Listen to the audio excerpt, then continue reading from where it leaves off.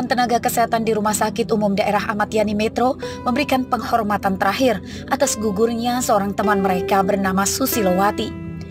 Korban merupakan seorang perawat berusia 48 tahun sebagai petugas ahli gizi dan meninggal akibat COVID-19.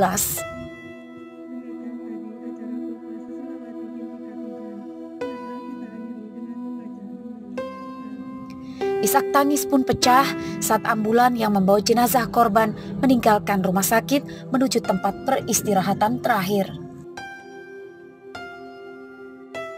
Kepala Dinas Kesehatan Metro, Erla Andrianti mengatakan korban sebelumnya sempat dirawat di ruang isolasi RSUD Ahmad Yani selama 1 minggu akibat COVID-19. Korban memiliki penyakit penyerta diabetes. Korban dimakamkan oleh petugas medis di area tempat pemakaman khusus pasien COVID-19 di Desa Rejomulyo, Metro Selatan.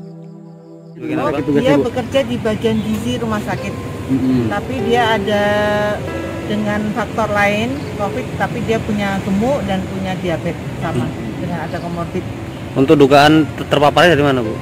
Ini sedang akan ditelusuri terpaparnya, apakah dia dari rumah sakit, apakah dari luar, apakah dia termasuk dalam penanganan pasien COVID di isolasi UGD atau tidak. Nanti kita menunggu laporan dari rumah sakit. Korban merupakan salah satu perawat terbaik di Rumah Sakit Umum Daerah Ahmad Yani Metro dan telah mengabdi selama 10 tahun. Selama pandemi, korban juga ditugaskan membantu menangani pasien COVID-19 yang dirawat di ruang isolasi. Ari Susanto melaporkan dari Metro.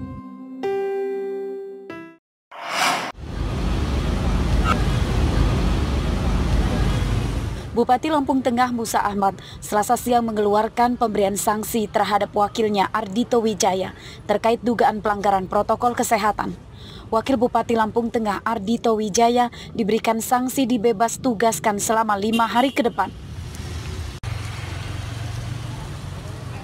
Dengan sanksi tersebut, Ardhito Wijaya dilarang melakukan kegiatan sebagai kepala daerah. Saya selaku Bupati Lampung Tengah juga sudah menegur saudara wakil bupati, sekaligus sudah memberikan sanksi kepada beliau untuk mulai hari ini sampai 5 hari ke depan kita bebas tugaskan dari agenda pemerintahan yang ada di Lampung Tengah. Untuk sanksi kami. Selain ini ada himbauan buat masyarakat ataupun?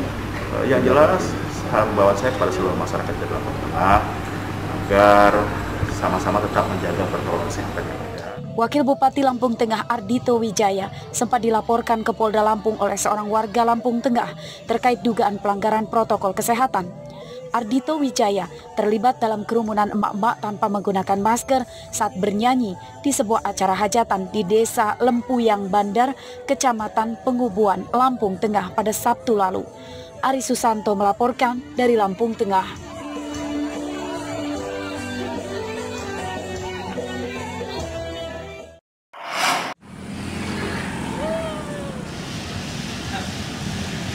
Kecaman demi kecaman terhadap video berisi adegan joget Wakil Bupati Lampung Tengah Ardhito Wijaya yang menimbulkan kerumunan dan tanpa protokol kesehatan di sebuah pesta hajatan terus bergulir.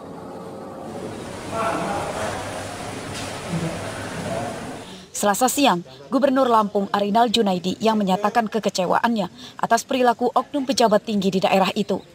Menurut Arinal, apa yang dilakukan Ardhito sangat tidak patut dilakukan di masa pandemi COVID-19. Apalagi, menurut Arinal yang bersangkutan adalah seorang dokter yang juga harusnya memberi contoh bagaimana menerapkan protokol kesehatan yang baik.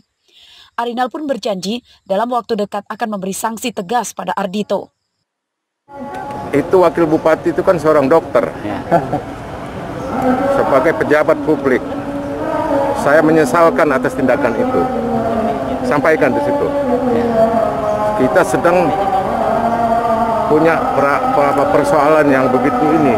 Kenapa harus mengajar masyarakat yang seperti itu? Nah, oleh karena itu, mungkin dalam waktu minggu-minggu depan saya akan undang para bupati agar ini tidak terjadi. Tindakan Ardhito itu juga telah dilaporkan ke Polda Lampung oleh warga Gunung Sugi, Lampung Tengah dan belasan pengacaranya. Polisi juga diketahui telah merencanakan gelar perkara awal untuk menentukan tindak pidananya. Arsadi Saputra melaporkan dari Bandar Lampung.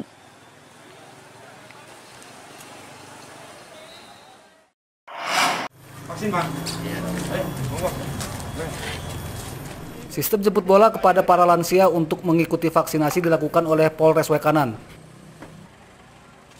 Selasa siang, Kapolres Wekanan AKBP Binsar Manurung beserta beberapa anak buahnya mendatangi langsung ke rumah-rumah para lansia untuk dibawa ke klinik terdekat atau lokasi lain yang sedang melaksanakan vaksinasi massal. Selain dengan mobil polisi, mereka juga dijemput dengan bus khusus milik Polres.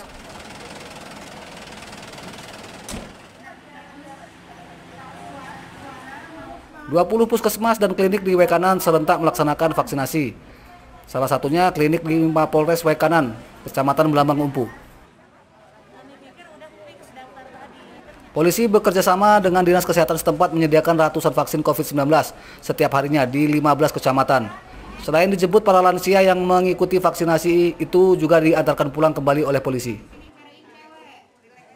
Target kita hari ini mudah-mudahan insya Allah minimal kita bisa mendapatkan 1.647 orang divaksin atau maksimum 2.100 orang. Ya. Merasa takut nggak sih Pak? Enggak sama sekali, malah kami bersyukur sekali dengan adanya vaksin di Polres ini. Kami nggak terpotong lagi untuk berjalan kemana-mana, kami tidak ada keraguan lagi. Gimana Pak? Kita ada nggak tadi rasa deg-degan, rasa takut tadi Pak? Nggak ada. Terus gimana perasaannya Pak? Rasanya enak, aman. Takut nggak Pak? Nggak ada. Ya karena supaya tenang di jalan-jalan lepas dari COVID-19. Para lansia yang sudah divaksin pertama mengaku tidak lagi takut untuk divaksin kedua. Mereka juga akan memberitahu kepada teman-temannya bahwa vaksin COVID-19 aman dan tidak berdampak negatif. Ardio Haba melaporkan dari Wekanan.